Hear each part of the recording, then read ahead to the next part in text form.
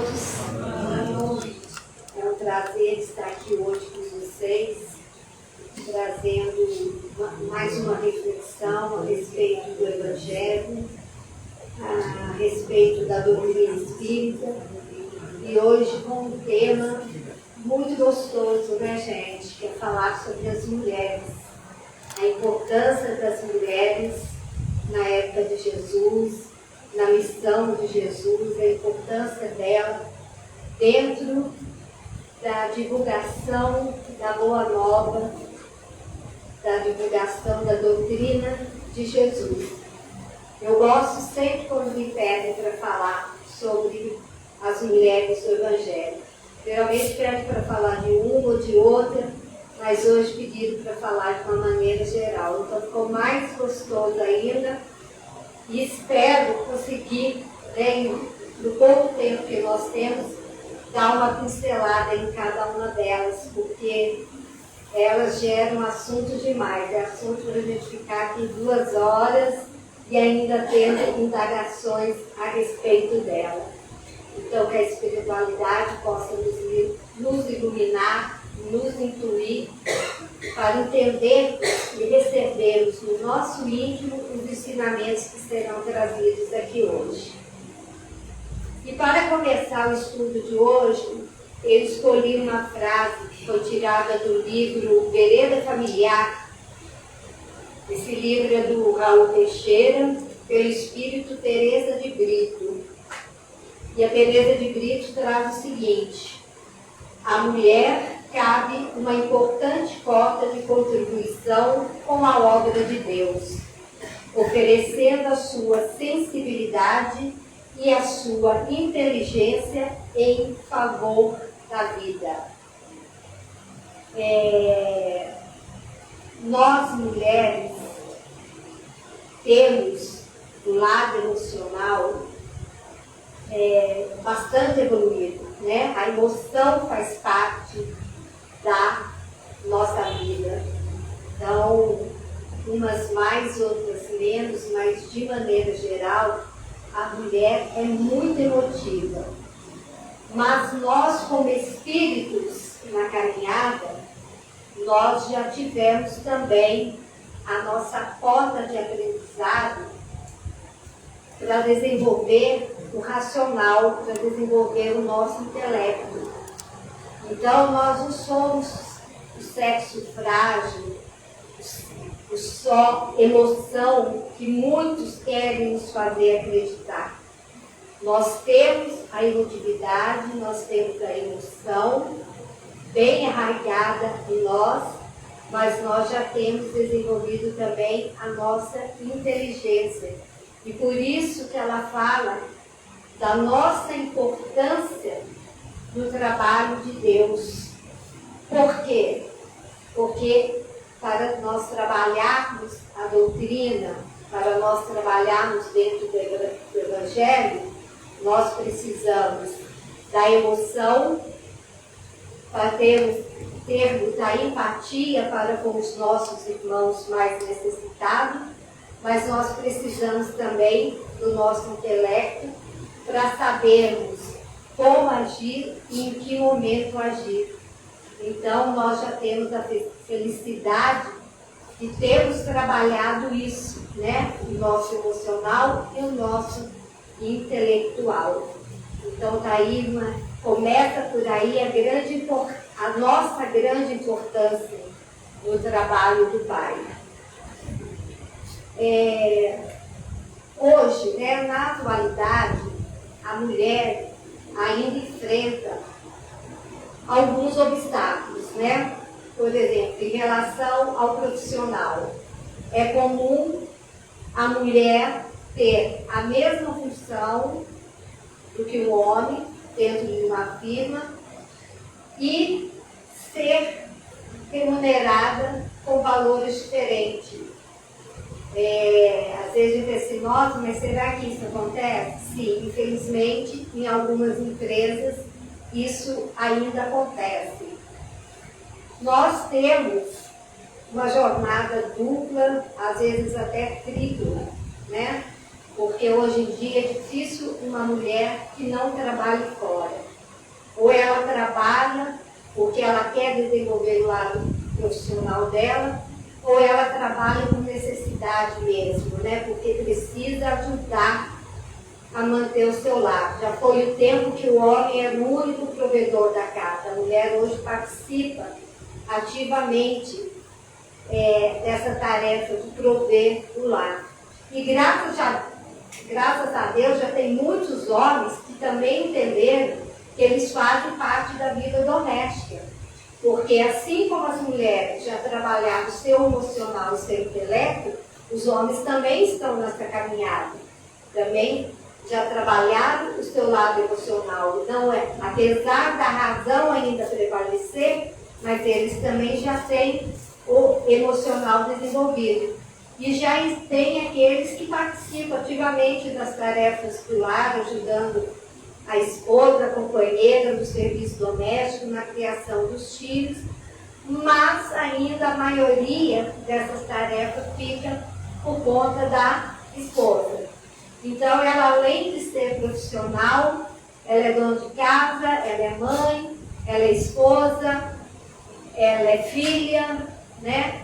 Muitas vezes é cuidadora dos pais mais velhos, às vezes até do sogro, da sogra.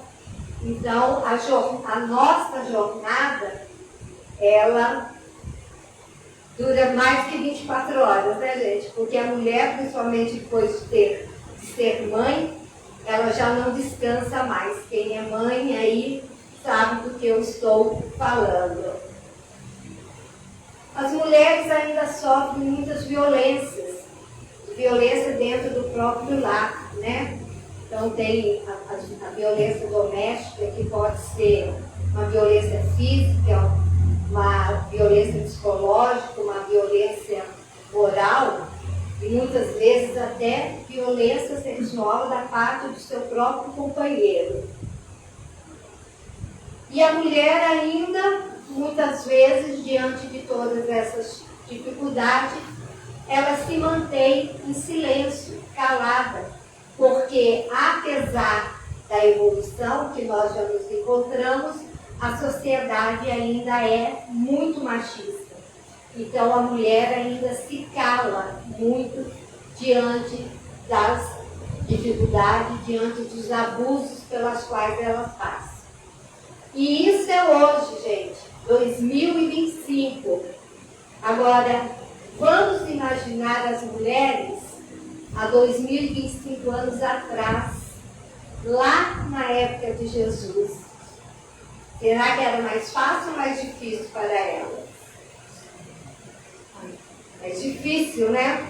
Bom, para começar, a mulher naquela época, desde o momento do nascimento dela, ela se tornava uma propriedade. Primeiramente, ela era propriedade do pai, e o pai dispunha dela do jeito que ele achasse melhor, arranjando casamento, decidindo a vida dela, decidindo até se ela ia ou não se casar. Tudo isso estava nas mãos dos pais. No momento que ela se casava, e geralmente se casava muito jovem, menina ainda, ela deixava de ser propriedade do pai para virar propriedade do marido. E entre a vida de solteiro e a vida de casado, se o pai faltasse, ela ainda sendo solteira, ela virava propriedade do irmão mais velho, que iria assumir o papel de homem na casa da família. E se não houvesse irmão mais velho, ia ser um tio que ia assumir. Porque a mulher, quando ela enviuvava, ela não era herdeira do marido. Porque mulher não significava nada. Mulher não tinha valor. Então ela não era. Herdeira era o filho mais velho, ou na falta de um filho homem, o irmão, né, do falecido, algum parente próximo do falecido. E a mulher passava então a ser propriedade dela até se casar. Ela A mulher, ela podia ser condenada em praça pública por cometer um erro, um pecado, que era permitido ao homem. Então nós temos o caso aí da mulher adúltera, né, que iria ser apedrejada em praça pública, porque a mulher não podia ser adúltera, mas o homem podia, porque, aliás, era até natural. O homem que não fosse adúltero na época era criticado, né? Ele tinha que ter esse papel machista na sociedade, e para ele esse ato não tinha penalidade. Para ele era o normal, é o homem assim mesmo, e o homem tem que ser assim. A mulher não, a mulher era penalizada. Isso para nós já melhorou um pouco, porque as más línguas podem até condenar a atitude de uma mulher, mas perante a lei, qualquer homem ou mulher que cometer uma infração vai ser penalizado, né? Então já tem uma melhora aí para nós. E naquela época a mulher não, ela era condenada por coisas que para o homem eram normais e permitidas. A situação das viúvas também não era muito boa, porque, como eu disse, naquela época a viúva não era herdeira. Então, quando ela enviuvava, quem herdava era o filho, ou um cunhado, se ela não tivesse um filho em idade de poder assumir a casa, né? Aí o que acontecia? Ela virava propriedade ou do filho mais velho, que assumia, e daí também dispunha da mãe. A mãe devia obediência a ele, ou do cunhado mais velho que assumia isso. E era muito normal na época também, se um cunhado fosse solteiro, tomar a viúva do irmão como esposa, se assim lhe agradasse. Então a situação da mulher naquela época era muito complicada, e era uma pessoa que estava lá para lavar, passar, cozinhar e servir o homem de acordo com o que ele desejasse. E dentro do Evangelho existem poucas referências a respeito da presença das mulheres nas atividades de Jesus, no tempo de Jesus. Pouco se fala, tem algumas muito conhecidas, mas são poucas, né? E tem uma grande maioria que são citadas no Evangelho, mas são anônimas, né? A gente nem sabe o nome delas, a gente a conhece pela situação do encontro dela com Jesus. Os homens no Evangelho têm mais destaque do que as mulheres. Embora muitas mulheres, nós vamos ver aqui no decorrer do estudo, muitas mulheres foram muito importantes e muito ativas no trabalho de Jesus. Elas também ajudaram a divulgar a Boa Nova, assim como os homens. Porém, os homens estão mais em destaque do que elas. Algumas mulheres têm o nome citados devido ao tipo de encontro que elas tiveram com Jesus. Mas a Bíblia o Evangelho fala desse encontro rapidinho, cita o nome dela e depois nem se ouve mais falar dela. Então, nesse nível, nós podemos destacar a Isabel, que era prima de Maria, e mãe de João Batista, que é considerado o precursor de Jesus Cristo. Então, João Batista, não é que ele veio antes de Jesus. O nascimento dele é na mesma época do nascimento de Jesus. Eles tinham aí mais ou menos a mesma idade. Mas ele era precursor porque ele começou a missão antes de Jesus. Ele tinha como missão preparar o terreno, preparar as pessoas para a hora que Jesus iniciasse a missão dele. Se João Batista profeta veio com essa missão, é porque ele já era um espírito de certa evolução. Não era um espírito crístico como Jesus, mas já tinha uma certa evolução para ter vindo com essa missão. E se ele já era um espírito com esse grau evolutivo maior, Isabel também tinha que ser. Porque não tem como espírito inferior receber a missão de gerar um espírito superior para encarnar aqui na Terra. Então, a sintonia entre mãe e criança no ventre não é só cordão umbilical não, né, gente? Nós temos o vibracional, o espiritual, nós temos essa ligação com a criança que está sendo gerada dentro de nós. Então, a Isabel, ela tinha que ser também um espírito já evoluído. Mas pouco se fala dela. Quais os momentos que se fala de Isabel?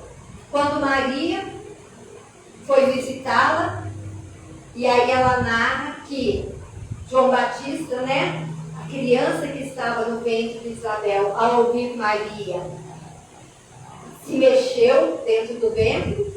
E a outra passagem que fala de Isabel é quando João Batista já está grandinho, Jesus estão aí na adolescência, e ela com João Batista vai visitar Maria e Jesus. E aí os dois jovens, as duas crianças estavam conversando e as mães falando como que eles eram crianças diferentes, que eles ficavam divagando, observando, em vez de estar brincando, curtindo a vida como os jovens da idade dele faziam naquela época. E aí não se fala praticamente mais de Isabel, mas ela tem um papel muito importante. Ela trouxe João Batista, mas pouco se fala dela, não é? Outra mulher que teve também uma importância no Evangelho foi Salomé, a mãe de Tiago e João, o evangelista.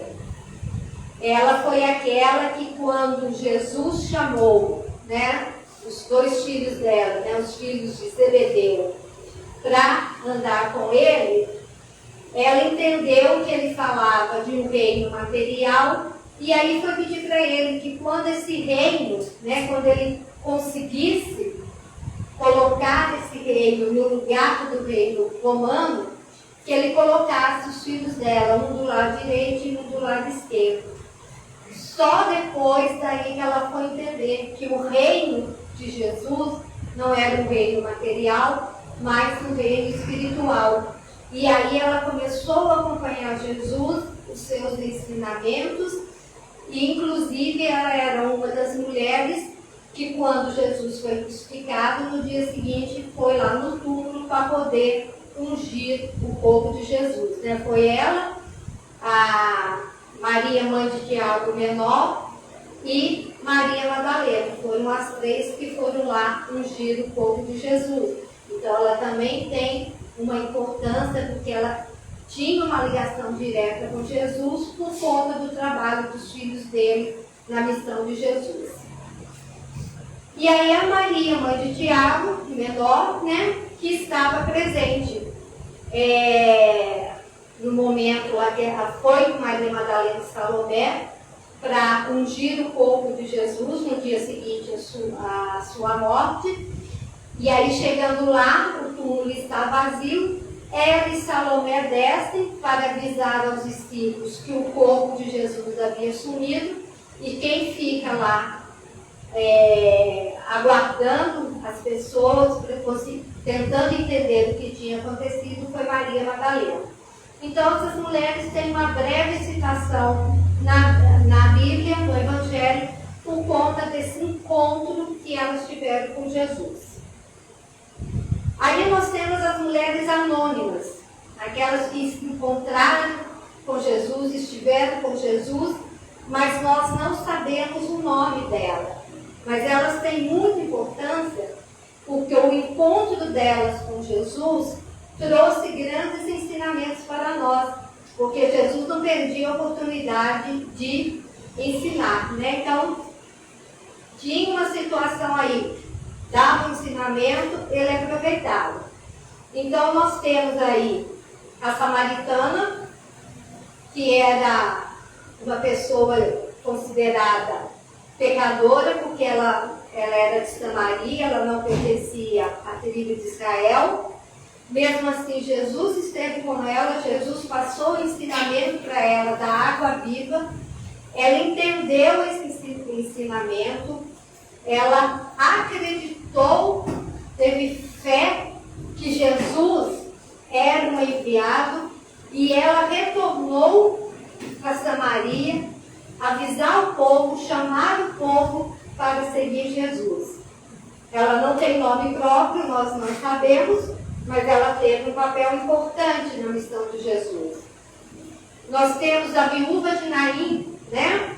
Que ela estava com o filho aparentemente morto, e ela pede para Jesus que retorne a vida do filho, e Jesus retorna a ele a vida.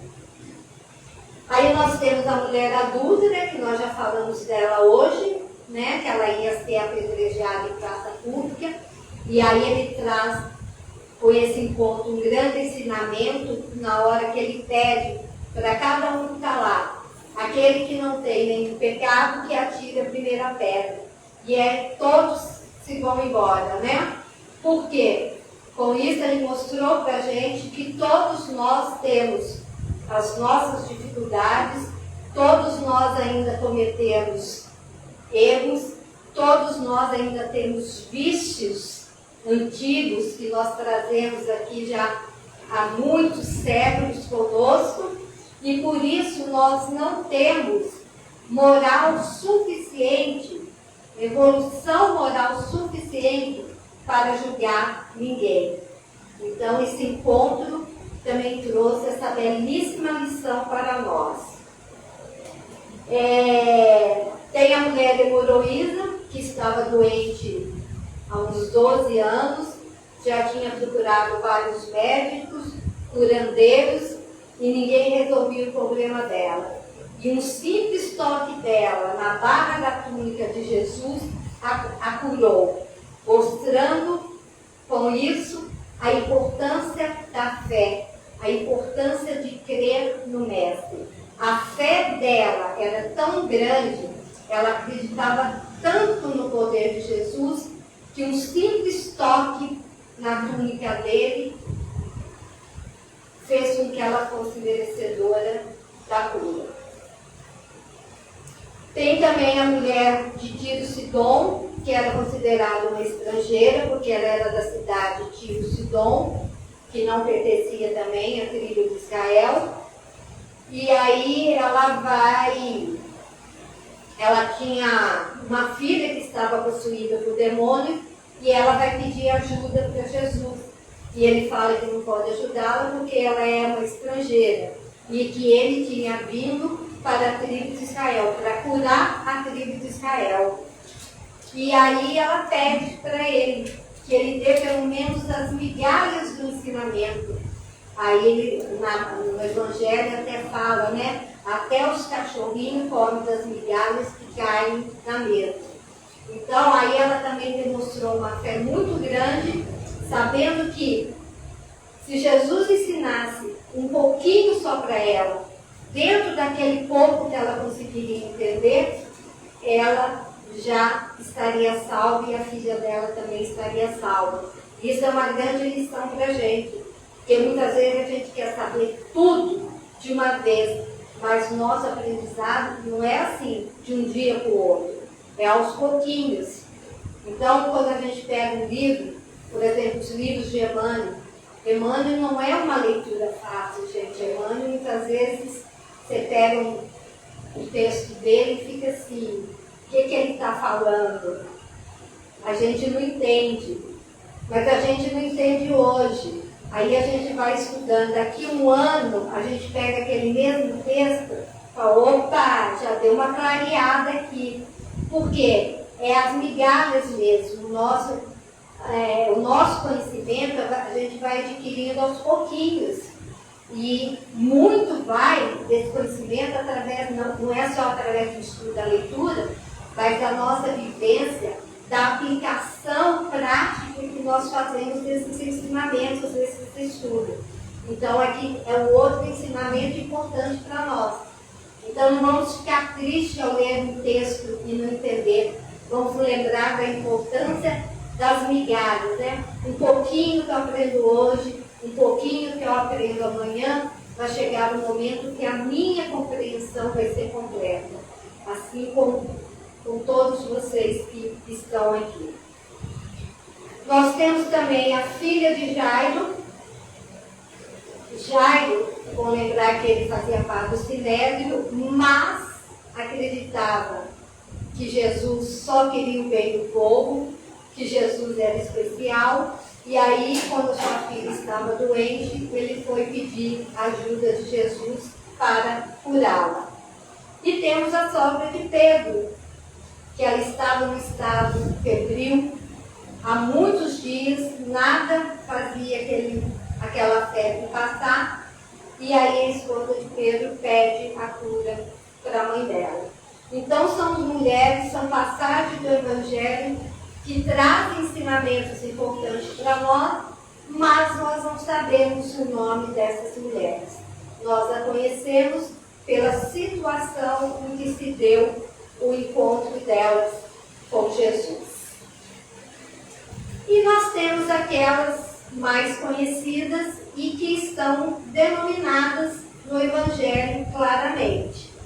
Então nós temos a Maria, mãe de Jesus, nós temos a Marta e a Maria, que eram irmãs de Lázaro, nós temos a Joana de Cusa, que era esposa de Cusa, que era o procurador de Herodes. Gente, olha a situação da mulher. Joana de Cusa. Joana, esposa de Cusa.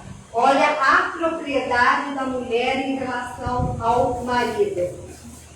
E nós temos, e essa é a minha preferida, gente, Maria Madalena. Eu amo falar sobre Maria Madalena. Todas essas mulheres são muito importantes, mas Maria Madalena, na minha humilde opinião, ela é especial. Ela é especial porque dessas mulheres, ela era a que mais estava preso em vícios passados, ela que mais tinha feito escolhas erradas na vida, ela que mais vivia de uma maneira completamente errada naquela época, e ela que teve a maior e mais rápida transformação íntima de todos aqueles personagens, tanto homens como mulheres que conviveram com Jesus. Ela que teve a maior transformação íntima naquela época em que eles estiveram aqui encarnados juntamente com Jesus. Espero que dê tempo de eu detalhar um pouquinho mais sobre ela. Então tem essas mulheres que costumam ser citadas em algumas passagens da Bíblia.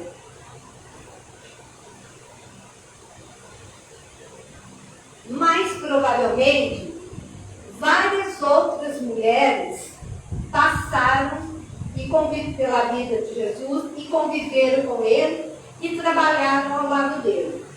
Por que nós podemos afirmar isso? Quem procurava Jesus naquela época? É claro que tinha alguns poderosos que procuravam Jesus, né? Então o centurião procurou ele, Zaqueu, Jairo, Nicodemos, José de Arimateia, eram todos homens importantes na época. Mas a grande maioria das pessoas que procuravam Jesus eram quem? Eram os desamparados, né, que procuravam refúgio, procuravam consolo e procuravam a orientação de Jesus. E naquela época, quem eram os mais desamparados? As mulheres e os deficientes físicos. Então, na Bíblia, há vários casos, né, da cura dos leprosos, dos cegos, dos mudos, dos surdos, né? Porque eram eles que mais procuravam Jesus, porque eram eles que mais necessitavam de Jesus. Então, por isso que a gente pode dizer que provavelmente várias outras mulheres estiveram com Jesus, mas não são citadas no Evangelho. Muitas seguiam Jesus, conseguia auxiliá-los com seus recursos materiais, porque Jesus auxiliava os mais necessitados. E para a gente auxiliar os necessitados, a gente precisa do material. A gente auxilia espiritualmente, é claro, e é muito importante, mas a gente não consegue fazer uma obra social sem o material, né? Sem a finança. Alguma coisa, alguém, algum movimento tem que financiar isso. E essas mulheres, dentro, umas com poucos recursos, outras com mais, porque tem, por exemplo, Joana de Cusa, que auxiliava muito Jesus, ela era uma mulher muito rica. Então, elas auxiliavam Jesus nesse trabalho que ele tinha de auxílio aos necessitados. E por conta disso, os pais e os maridos dessas mulheres começaram a desenvolver como que eu vou falar?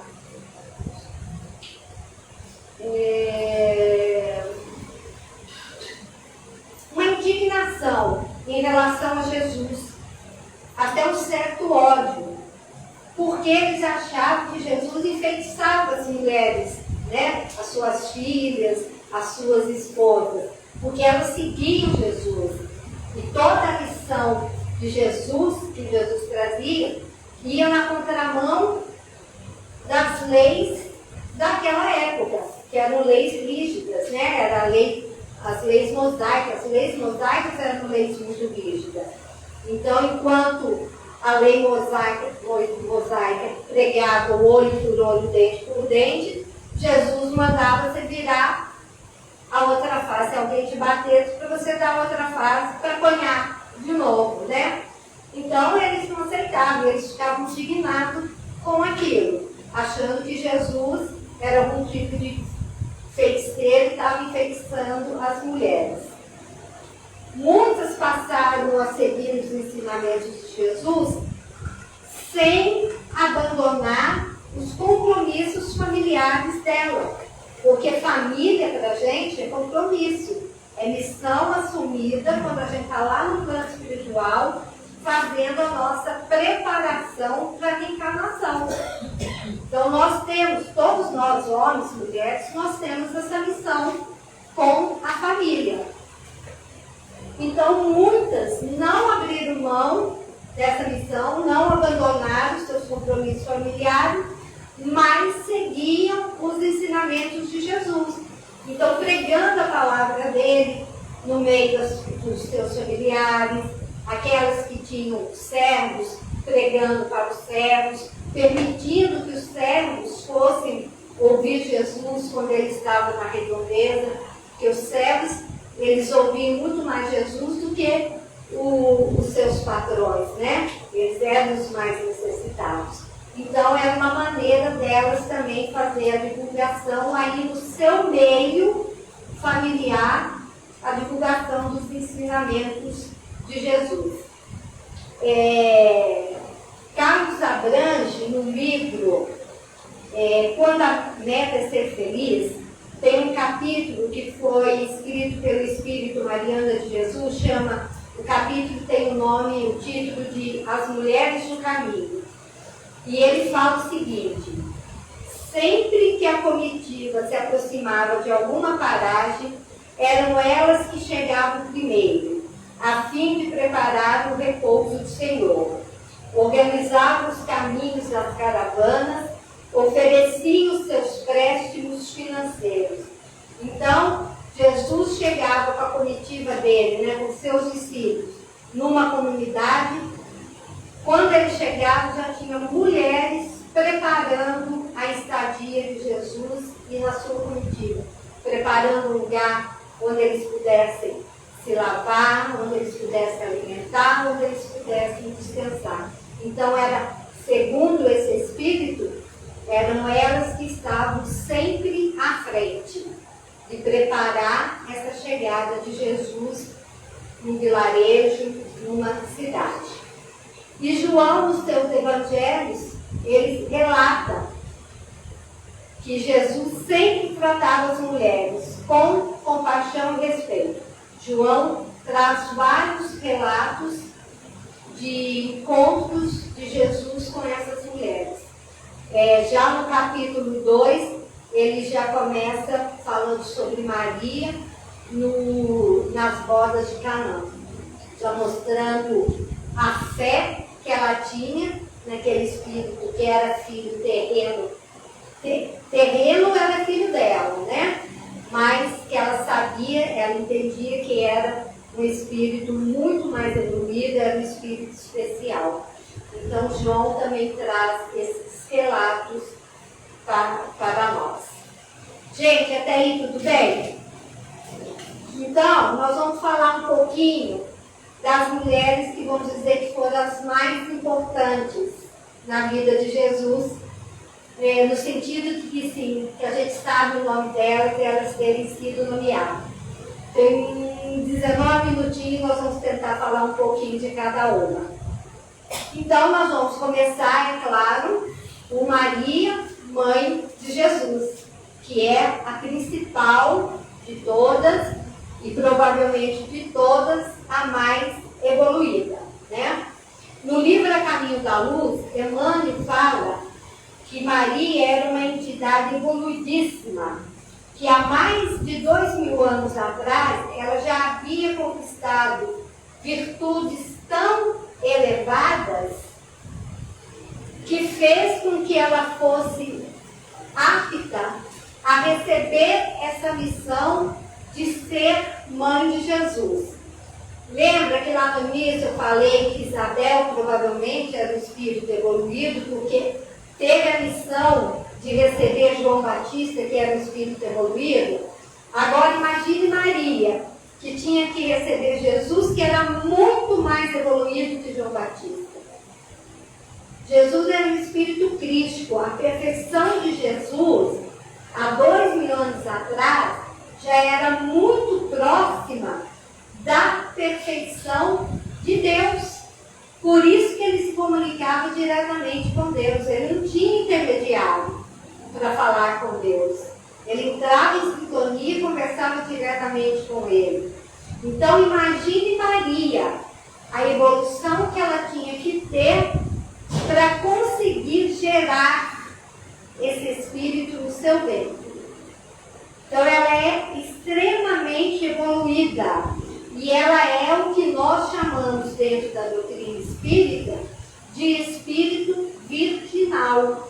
Nós temos que entender como espírita, porque nós estudamos racionalmente, a doutrina espírita ela anda ao lado da ciência, então nós temos que entender que esse dogma da Virgem Maria, sendo essa virgindade uma questão física, que é um dogma de algumas religiões, de algumas igrejas, que isso não procede, que cientificamente é impossível uma gravidez ser gerada, né, sem esse contato, sem ela ter, né, como eles dizem no Evangelho, conhecer o homem. Então, esse sentido de Virgem Maria é no sentido de pureza. Ela é um espírito virginal devido à grandeza da pureza espiritual que ela tem. No livro Boa Nova, Humberto de Campos narra que após a morte de Jesus,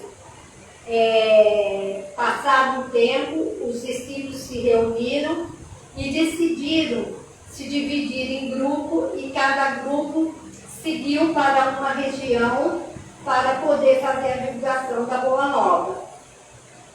E aí Maria ficou sozinha, porque os discípulos se dispersaram, e ela resolveu ir para a cidade de Bataneia, que era uma cidade onde ela tinha parentes. E ela viveu nessa cidade por algum tempo.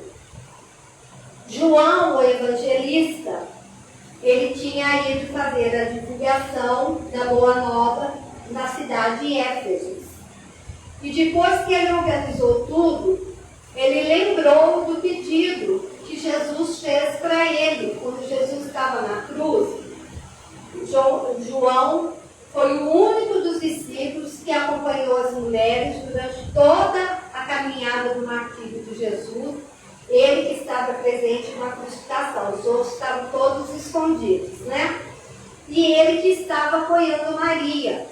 E Jesus, naquele momento, fala com Maria: mãe, eis aí o teu filho, filho, eis aí a tua mãe.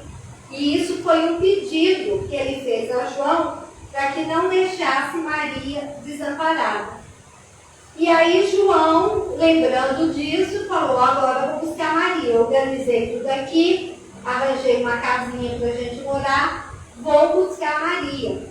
Aí ele foi à cidade de Betaneia e trouxe Maria para morar com ele em Éfeso. Chegando em Éfeso, pouco tempo depois que ela estava lá, alguns necessitados começaram a aparecer na casa dela e de João, pedindo auxílio. E Maria começou a fazer esse trabalho de auxílios aos necessitados. Então eram pessoas doentes, eram leprosos, eram viúvas, eram órfãos, eram pessoas necessitadas de bens materiais. Qualquer um que chegasse, ela auxiliava. E depois de algum tempo, a casa onde ela morava com João passou a ser chamada a Casa da Santíssima, pelo cuidado que ela tinha com esses necessitados. E ela trabalhou nesse auxílio na Casa do Santíssima até o seu desencarne. E a dona Ivone Pereira, no seu livro Memórias de um Suicídio, ela traz para nós o trabalho de Maria no plano espiritual. No plano espiritual tem um hospital que chama Hospital Maria de Nazaré. Esse hospital é uma instituição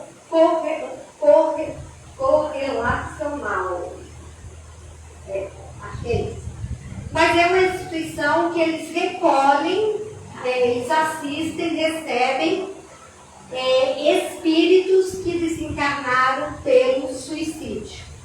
A doutrina espírita deixa bem clara que o pior desencarne que pode acontecer é o desencarne pelo suicídio. É o mais sofrido, é o mais doloroso. Então, é nesse hospital que esses espíritos, quando eles têm condições de serem recolhidos, eles são levados para receber auxílio. E os espíritos que trabalham com Maria são conhecidos como Legião dos Servos de Maria. Então, quer dizer, aquele trabalho assistencial que ela tinha na Terra, ela deu continuidade no plano espiritual, trabalhando especificamente com os espíritos suicidas. Para nós, né, o Espiritismo, como que ele entende Maria? Entende Maria sendo um espírito de luz que trabalha ao lado de Jesus e benefício da humanidade.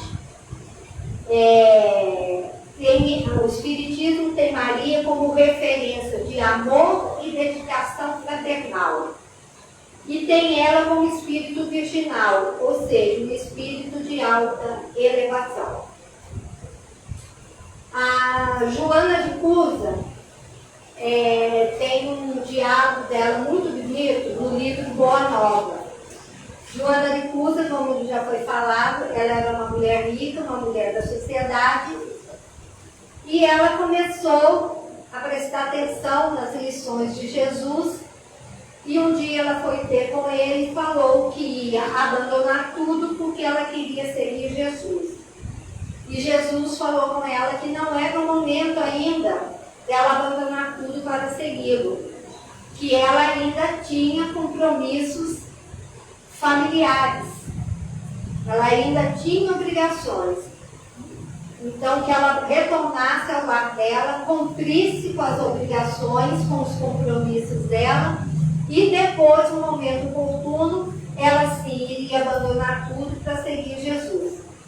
E assim ela fez, obedeceu Jesus e foi, e logo depois ela engravidou e teve um filho, que era provavelmente uma das missões a que Jesus se referia, né? Ele não falou claramente, mas nós que somos pais, né, pai e mãe, nós sabemos que paternidade e maternidade é uma missão, é um compromisso assumido no plano espiritual. Então ela tinha esse compromisso. Então ela continuou ajudando Jesus financeiramente, porque ela tinha posse. Quando sabia que ele estava precisando de alguma coisa, ela enviava a Jesus, aos seus discípulos, mas ela ficou no lar dela cumprindo com as obrigações dela.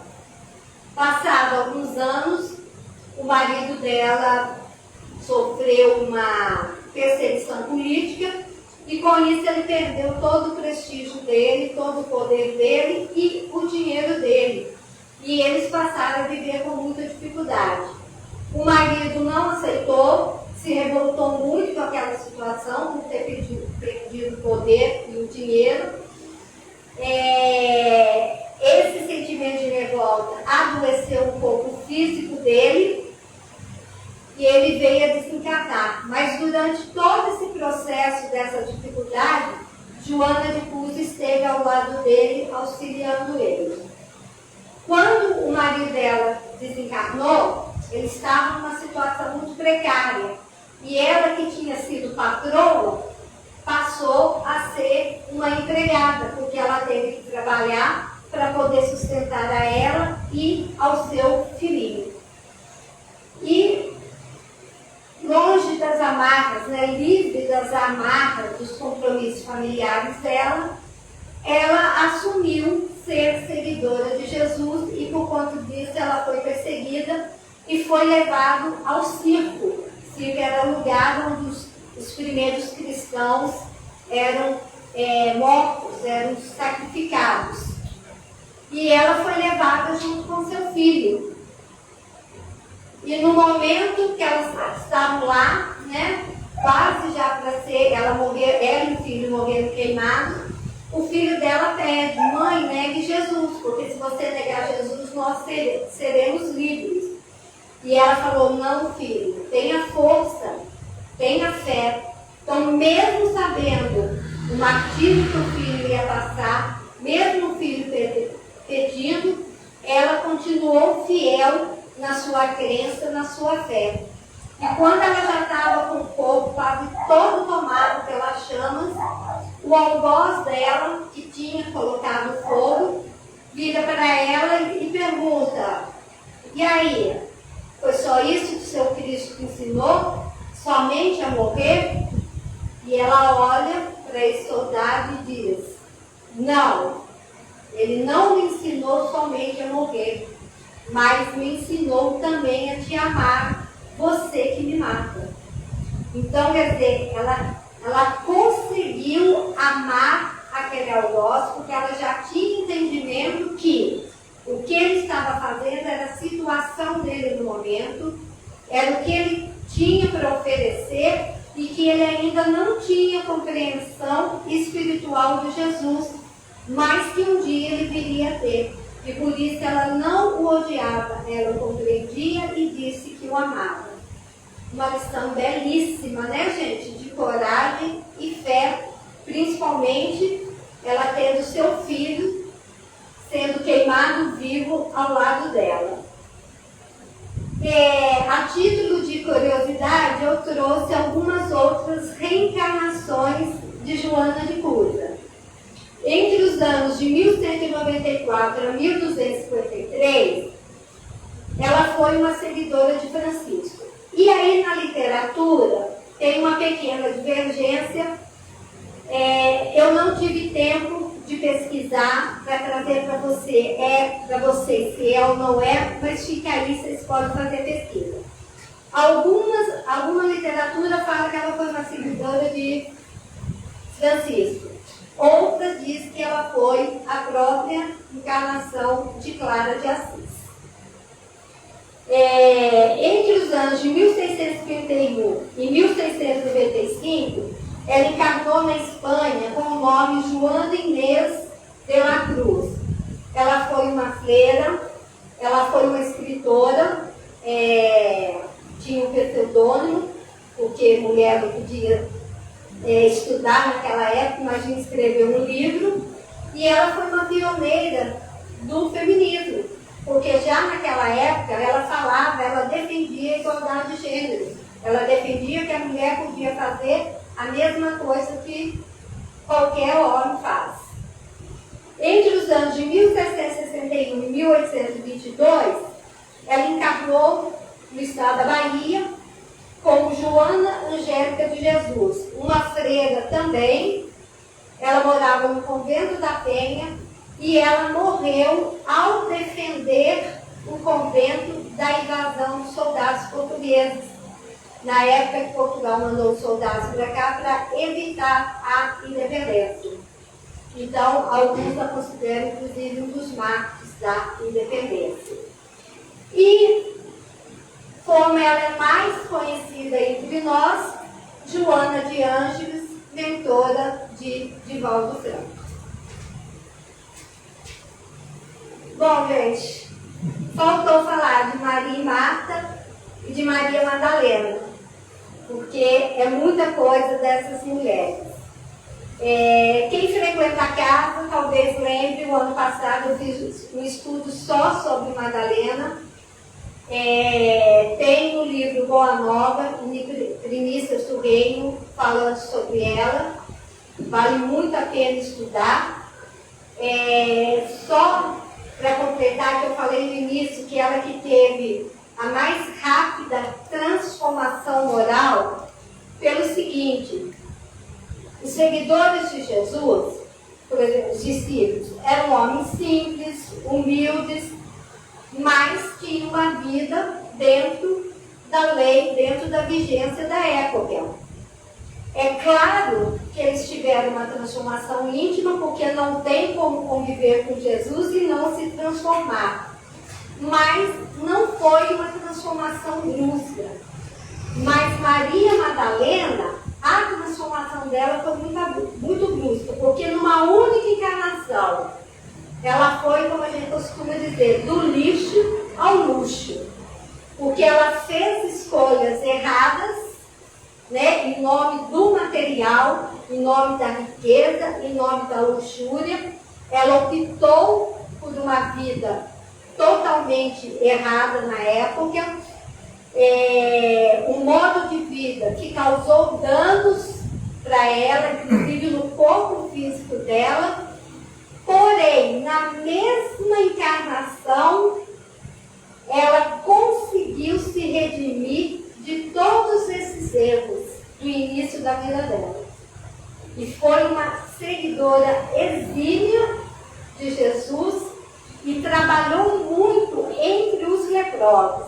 Ela, que era considerada uma mulher belíssima, no final estava com o corpo todo tomado pela lepra. E ela amou aqueles irmãozinhos necessitados, como Jesus ensinou que a gente deveria amar. Então, por isso que a gente considera ela como ter tido a maior e mais rápida transformação. Porque numa única encarnação, ela foi para o fundo do poço e ressurgiu de maneira belíssima. E depois que ela desencarnou, quando ela retornou para uma nova experiência terrena, ela encarnou como Santa Teresa d'Ávila, que também tem uma história belíssima dentro da história da Espanha. Bom, gente, como sempre não dá tempo de falar tudo, mas eu espero que o pouco que eu falei, que possa ter tocado vocês, e que a gente, e aí é um convite não só para as mulheres, mas para os homens também presentes, que a gente se mire no exemplo dessas mulheres, da força delas, da coragem delas e principalmente da fé delas. Que a gente tenha isso conosco, porque só essa fé, essa certeza do poder do nosso querido Mestre Jesus, na misericórdia do nosso amado Pai Celestial, é que a gente vai conseguir fazer a nossa caminhada. Então eu deixo aí um convite, tanto para as mulheres, como para os homens. Porque embora o tema seja as mulheres do Evangelho, elas são exemplo para a humanidade inteira. Gente, eu agradeço a paciência de vocês. Roberto, eu agradeço pelo convite, por poder estar aqui mais uma vez. E eu deixo aí um carinho, um beijo especial para cada um de vocês, gente. Obrigada.